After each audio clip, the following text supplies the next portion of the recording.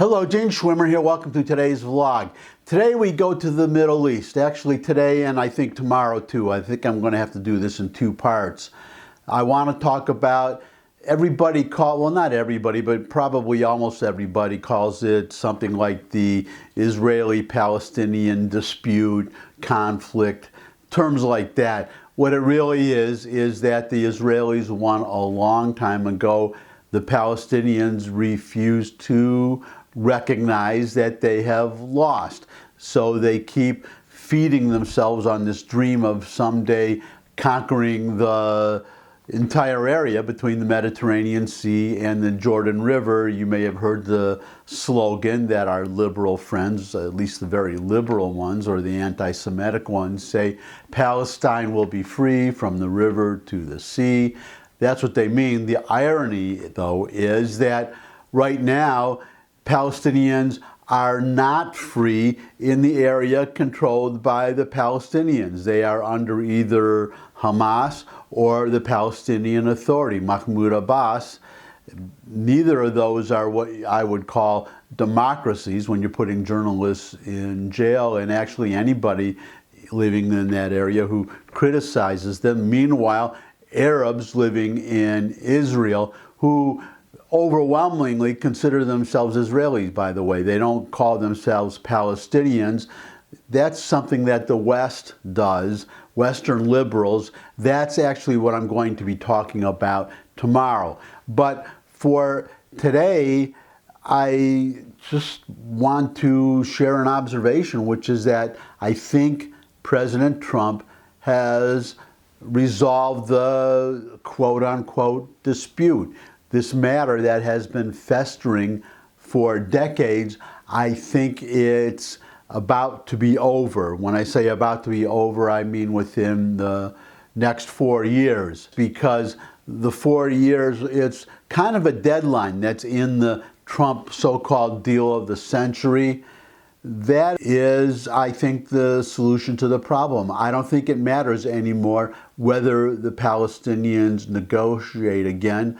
But I'm getting ahead of myself. Let me give you this article. I'm going to give you some quotes, as I usually do, and then I'll give you my comments. So here's a headline from the Jerusalem Post of a few days ago. Friedman to Post.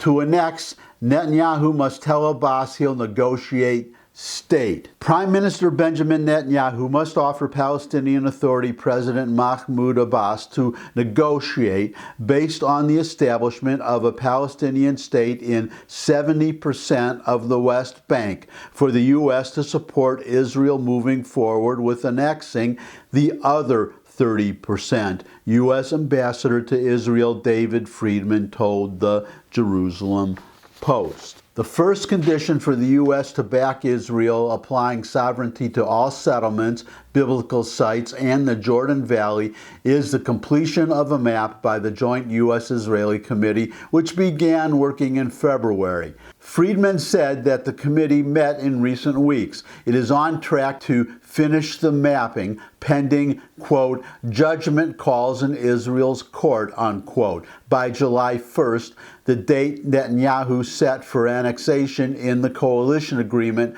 with blue and white leader Benny Gantz. So let me just explain what that is about for a second. Blue and white is an opposition party. It ran against Netanyahu's Likud party in the most recent election, which actually was the third election because neither of those parties, Israel has a parliamentary system, neither of those parties won enough seats in the parliament, the Knesset, to form a government on its own, and neither won enough seats to be able to put together a government incorporating some of these smaller parties. What finally happened, to avoid going to a fourth election, the two major parties, the two parties that got the most seats, Likud and Blue and White, they made an agreement for rotating government. Netanyahu will be prime minister for the next 18 months, and then Benny Gantz, the head of the Blue and White Party, will take over as prime minister. So that's what that is about. Now, the judgment that everybody has been waiting for has been made. That was a judgment by Israel's High Court, the equivalent of our Supreme Court, whether this deal was okay, whether this, well, you know, it's Israel, whether this deal was kosher, because Netanyahu is under indictment on a bribery charge. So the question was, could Netanyahu form a government if he's under indictment? The decision was handed down only a few days ago, and the decision was that he could. That's one of the disadvantages of a parliamentary system, or at least theirs. In our system, of course, you have to impeach the president before you can try him. You have to remove him from office, and if he's under indictment, well, he doesn't have to form a government. I mean, our system is not parliamentary. It does not work that way. But getting back to the quotes, the second condition about which there had been some confusion is simply that Netanyahu show he is committed to U.S. President Donald Trump's peace plan and all it entails, including freezing settlement activity outside the 30% of Judea and Samaria, what many people, or what we call here the West Bank. In Israel, they go by its original historical biblical names, Judea and Samaria, including freezing settlement activity outside the 30% of Judea and Samaria delineated by the Mapping Committee, and express a willingness to negotiate with the Palestinians to form a state in the rest of the West Bank. Quote, Netanyahu needs to communicate that to Abu Mazen, unquote, Friedman told the Post on Tuesday, referring to the PA president, PA Palestinian Authority, and I guess I have to give all these explanations today. Abu Mazen is another name for Mahmoud Abbas. That's another name that he goes by. Mahmoud Abbas, his legal name. Abu Mazen, what they call a Nam de Gur, warrior name, though I don't know how much fighting he's done recently. Anyways, quote, the expectation is that the Prime Minister will agree to negotiate. And this is the important part, and if the Palestinians show up, he will negotiate in good faith based on this plan, unquote. Quote, if the Palestinians refuse to show up, and this is the most important part, if the Palestinians refuse to show up, I'm not sure what else the Prime Minister can do, unquote. That's David Friedman, again, our ambassador. And that is what is important, because the question nobody asks is that you have, on the one hand, Netanyahu having said many times in the past, so it was no problem agreeing again, he said that he would negotiate with the Palestinians face to face with no preconditions, anytime, anywhere. It is the Palestinians who have refused to negotiate unless certain conditions are met, in which case, why negotiate? They are basically, well, it's what I was referring to earlier. It's not about borders. Everybody thinks it's about borders. What it is about, it's about recognizing a Jewish state and giving up this dream of conquering the entire area. And in terms of the negotiations, one of their red lines is that they are insisting that Israel agree to allow all the millions of Palestinian, not refugees, but descendants of refugees. If it was just refugees, there probably could be an arrangement made for the actual refugees to return to Israel proper, because the youngest one would be 70 years old by now, so most of them have died off. The other ones won't be living much longer. That's not a problem. The problem is that, contrary to all history and all international law, the Palestinians want to consider, or have considered, the millions of descendants of these actual refugees to be refugees themselves, and millions of Arabs being allowed to come into Israel and basically destroy Israel as a Jewish state, as a Jewish majority state. Obviously, Israel will never agree to that, and the Palestinians refused to give up that demand, besides other ridiculous demands like dividing Jerusalem. Israel's not going to do that, though they have offered splitting off a very eastern part of Jerusalem. So actually they would. They would split off a very small, like a neighborhood of eastern Jerusalem, which I think the Israelis don't really consider part of Jerusalem.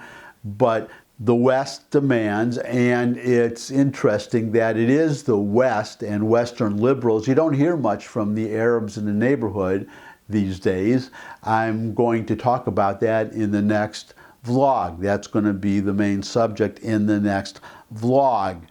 But for now, what's important is to ask the question, what if the Palestinians continue to refuse to negotiate? What if they will never negotiate because the demands that they make could never be met and they refuse to give up those demands? So what if they simply refuse forever to ever negotiate? Then, as David Friedman said, what more can Netanyahu do? He's offered to negotiate, and he's actually, we know what the bottom line is for Israel, but he has said that he will sit down without preconditions. What more can he do? And that's what David Friedman is talking about, and this is what I'm talking about when I say Trump may have solved the problem. Because, first of all, the 30% of the disputed area that Israel is going to annex is the area that they would get in any deal. They are not going to uproot any more settlements. They tried that in Gaza. All they got was, there are no Jews in Gaza anymore, no Israelis in Gaza anymore, except for the two that the Hamas is holding hostage.